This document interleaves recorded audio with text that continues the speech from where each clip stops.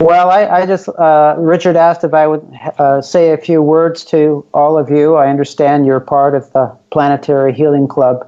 And first of all, I just want to honor you for having the courage to step out of the box, unplug from the mainstream mindset, and begin to claim some of your authority and sovereignty as a human being.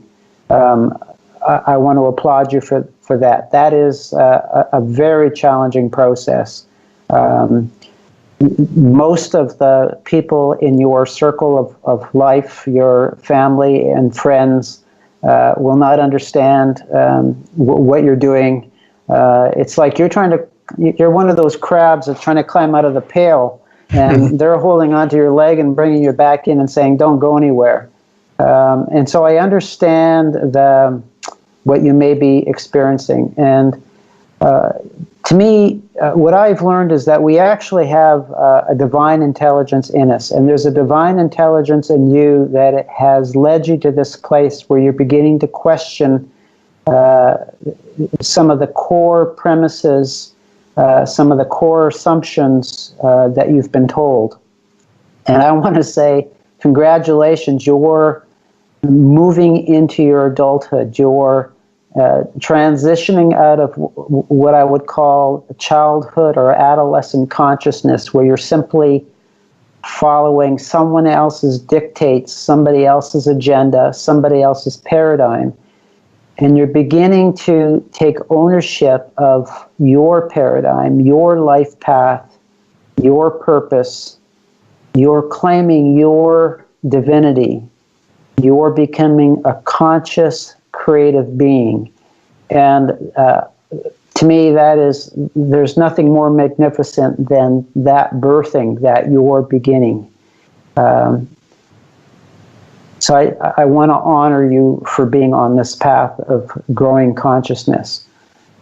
And I also want to honor that this is challenging work, that if you're looking for consensus from your peers, you're not going to get it.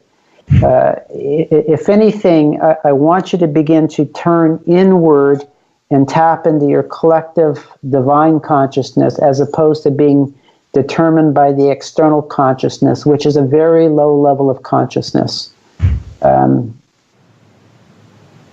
There's a fellow by the name of David Hawkins who has written a book called Power versus Force. I don't know if Richard has shared that book with you in any of his teachings. No. But in the book, David identifies or presents what he calls a map of consciousness. And he rates consciousness between a score of 0 and a score of 1,000.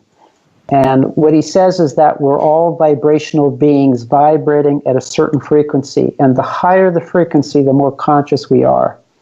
And if you look at the map, you'll see things like fear is, I think, is around 125 on a scale. Anger is 150.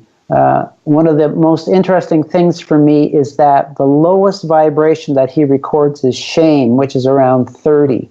And many of us have been put into a place of shame, which actually lowers our vibration in a very powerful way. What David says is that any vibration below 200 is destructive and actually deprives us of who we really are. And he says that the human consciousness in general is vibrating at about 175.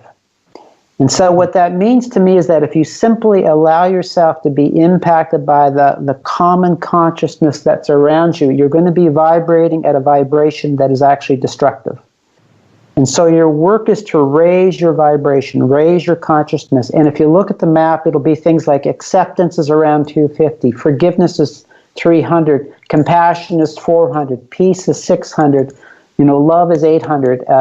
And so what I like to do when I would work with clients is I would give them the map and I would say, where do you hang out? Where is your state of being in the world?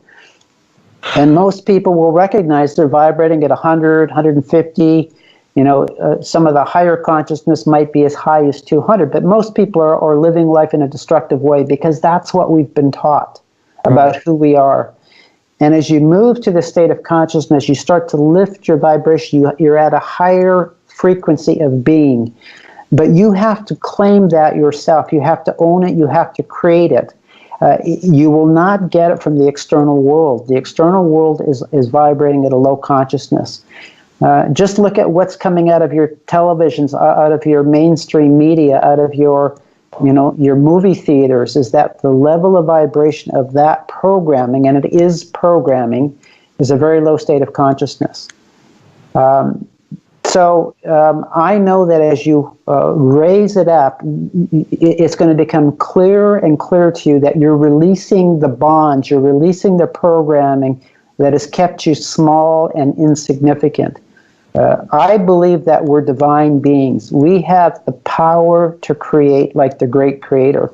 And most of us have only glimpses of our capacity. What I recognize in my life, that I live my life as a reactive being, not a creative being, until just, I would say, recently in the last 15 years.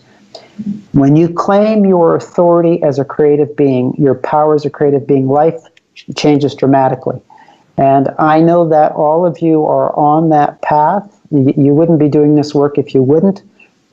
But there is forces out there that want to keep you compliant, want to keep you small, want you to give up your own authority and comply with the dictates of others. And I want you to refuse with all your might to allow that to happen.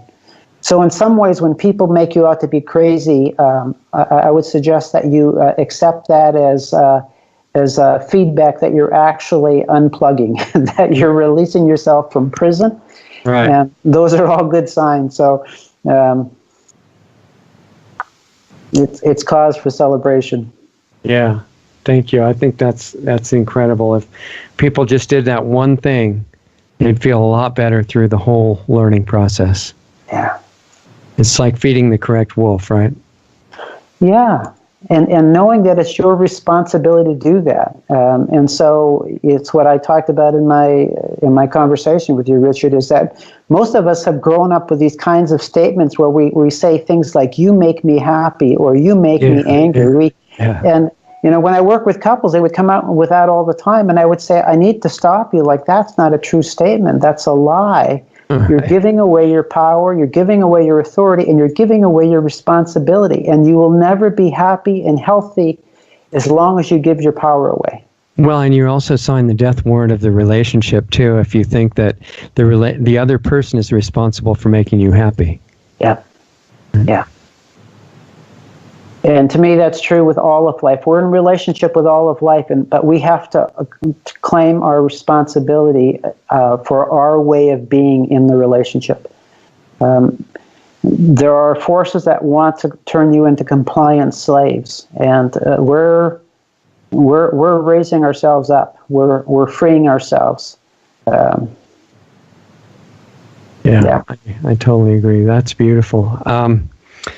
I'd like to occasionally stay in touch with you if that's okay, and kind of share whatever is happening, because I feel like we're allies working on the same thing. And we are. And Richard, I really would welcome that, and I look forward to more time with you. Okay. Sounds good. We'll be in touch soon. It's been a pleasure. Have a good night, Ted. Thanks. Okay. Cheers.